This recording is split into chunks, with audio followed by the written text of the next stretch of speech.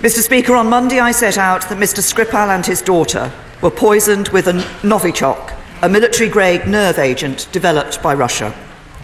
Based on this capability, combined with their record of conducting state-sponsored assassinations, including against former intelligence officers whom they regard as legitimate targets, the UK government concluded that it was highly likely that Russia was responsible for this reckless and despicable act, and there were only two plausible explanations. Either this was a direct act by the Russian state against our country, or conceivably the Russian government could have lost control of a military-grade nerve agent and allowed it to get into the hands of others.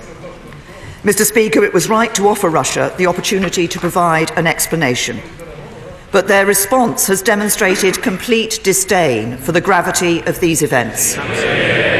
They have provided no credible explanation that could suggest they lost control of their nerve agent.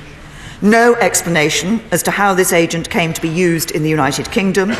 No explanation as to why Russia has an undeclared chemical weapons program in contravention of international law.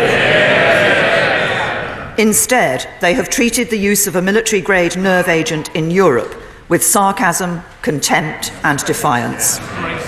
So, Mr. Speaker, there is no alternative conclusion other than that the Russian state was culpable for the attempted murder of Mr. Skripal and his daughter, and for threatening the lives of other British citizens in Salisbury, including Detective Sergeant Nick Bailey.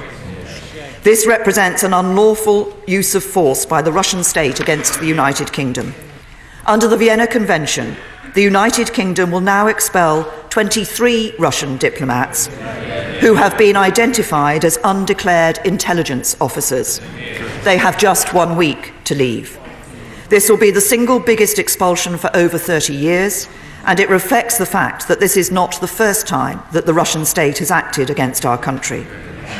Through these expulsions, we will fundamentally degrade Russian intelligence capability in the UK for years to come. And if they seek to rebuild it, we will prevent them from doing so.